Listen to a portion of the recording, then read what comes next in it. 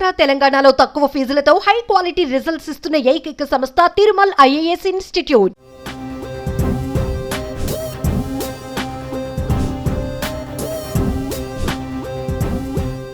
నమస్తే, welcome to Suman TV. నేను జానకి. నేను ఈరోజు మీ ముందుకి ఒక అంశంతో వచ్చాను. డిజిటల్ హెల్త్ కార్డులు అంటూ కూడా తెలంగాణ సర్కార్ చెప్తుంది. అవి రేపటి నుంచి అంటే 4వ తారీఖు నుంచి కూడా ఒక సర్వే చేపడతాం. సర్వే చేపట్టి ఒక డిజిటల్ కార్డ్ అనేది ప్రజలకు ఇవ్వడం జరుగుతుంది. ఏదైతే మనకి రేషన్ కార్డు, తెల్ల ration card, pink colour ration cards ఉన్నాయో అన్నిటినీ కూడా ఒకే కార్డు కిందకి తీసుకొస్తామని కూడా చెప్తుంది. ఇన్ని కార్డులు అవసరం లేదు, ఓన్లీ ఒక కార్డు చాలు. మనకి హెల్త్ కార్డు, ఆరోగ్యశ్రీ కార్డు లాంటిది కూడా దీని కిందకే వస్తుందని కూడా సర్కార్ చెప్తున్న పరిస్థితి అయితే కనిపిస్తుంది. అసలు ఈ కార్డ్, హెల్త్ కార్డ్ అనేది, డిజిటల్ కార్డ్ అనేది మనకి ఏ విధంగా అప్రూవల్ అవుతుంది, ఎలాంటి విషయాలు ప్రాతిపదికగా సర్కార్ తీసుకుంటుంది అనేది కూడా ఇక్కడ అందరినీ కూడా కొంచెం గందరగోళంలో పడేస్తున్న పరిస్థితి కనిపిస్తుంది. దీనికంటూ కూడా సర్కార్ ఒక సర్వే చేపడతాం 4వ తారీఖు నుంచి 11వ తారీఖు వరకు కూడా అని అంటుంది. ఎస్, ఈ సర్వేలో ఎలాంటి ప్రాతిపదికన అంశాలు తీసుకుంటుంది అనేది కూడా మనకి చూడాల్సిన అంశం. ఎస్, ఎప్పటి నుంచి ఎలాంటి ప్రాతిపదికన మనకి తెలంగాణ సర్కార్ ఎలాంటి అంశాలు ఈ డిజిటల్ కార్డ్ ఇవ్వడానికి తీసుకుంటుంది, ఎలాంటి అంశాలు తీసుకుంటుంది అనేది కూడా మనకి తెలియాల్సిన అంశం. ఎస్, మనం ఇక్కడ చూస్తే తెలంగాణ రాష్ట్రంలో గురువారం నుంచి డిజిటల్ కార్డుల కోసం ఇంటింటి సర్వే అయితే నిర్వహించనున్నారు. నేను చెప్పినట్టు 119 నియోజకవర్గాలు పైలట్ ప్రాజెక్ట్ కింద డిజిటల్ కార్డులు జారీ చేయనున్నారు. ప్రతి నియోజకవర్గంలో ఒక గ్రామం, ఒక పట్టణ డివిజన్ను పైలట్ ప్రాజెక్ట్ కింద ఎంపిక చేస్తారు.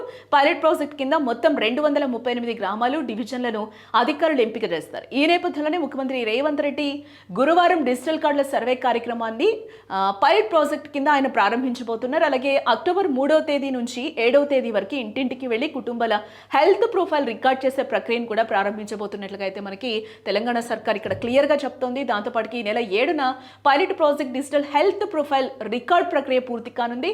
పర్యవేక్షణ కోసం స్పెషల్ ఆఫీసర్లను ప్రభుత్వం నియమించింది. పైలట్ ప్రాజెక్ట్ లో భాగంగా సేకరించిన వివరాల ఆధారంగా డిజిటల్ కార్డులు కూడా జారీ చేస్తామని కూడా చెప్తుంది. అలాగే ప్రతి కుటుంబానికి డిజిటల్ హెల్త్ కార్డులు కాగా రాష్ట్రంలో పేద, ధనిక అనే తేడా లేకుండా ప్రతి కుటుంబానికి కూడా హెల్త్ ప్రొఫైల్ అనేది ఇంపార్టెంట్ అని కూడా తెలంగాణ సర్కార్ చెప్తుంది.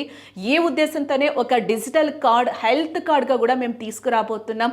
కొన్ని నెంబర్స్ ఉన్న ఒక కార్డ్ ఇస్తారు మనకి, ఆధార్ కార్డ్, పాన్ కార్డ్ ఎలాగో అలాగే హెల్త్ కార్డ్ను కూడా సర్కార్ ఇవ్వబోతున్నట్లుగా కూడా మనకి చెప్తోంది. ఎస్, విశిష్ట సంఖ్య, యూనిక్ నెంబర్తో స్మార్ట్ కార్డ్ ఇవ్వడమే ఫ్యామిలీ కార్డ్ ప్రధాన ఉద్దేశం అని కూడా ఇక్కడ చెప్తుంది. నేను చెప్పినట్టు ఎస్, అలాగే సామాన్య ప్రజలకు సాధ్యమైనంత మేల్ చేయాలన్నది సంకల్పంతోనే ప్రభుత్వం ఫ్యామిలీ డిజిటల్ కార్డును తీసుకొస్తుందని కూడా వెల్లడించడం జరిగింది. ఎస్, ఎక్కడ కూడా దీంట్లో అత్యంత ప్రాధాన్యం ఉన్న ఈ కార్డుల జారీలో పొరపాట్లకు తావు లేకుండా కుటుంబ సభ్యుల వివరాలను జాగ్రత్తగా నమోదు చేయాలని కూడా అధికారుల్ని ఆదేశించింది గవర్నమెంట్. అలాగే సచివాలయం నుంచి మంగళవారం ఆయన జిల్లా కలెక్టర్లతో వీడియో కాన్ఫరెన్స్ నిర్వహించారు. అలాగే తెలంగాణ ఫ్యామిలీ డిజిటల్ కార్డుల జారీ సంబంధించి 119 నియోజకవర్గాల్లోని 238 ప్రాంతాల్లో పైలట్ ప్రాజెక్ట్ గా చేపడుతున్నామని కూడా ఇక్కడ వివరించడం జరిగింది. ప్రతి నియోజకవర్గంలో ఒక పట్టణం, ఒక గ్రామీణ ప్రాంతాన్ని ఎంచుకోవాలని కూడా సూచించడం జరిగింది. 3 నుంచి 7వ తేదీ వరకు కూడా ఈ సర్వే చేస్తామని కూడా గవర్నమెంట్ చెప్తున్న, సర్కార్ చెప్తున్న పరిస్థితి అయితే మనకి కనిపిస్తుంది. ఎస్,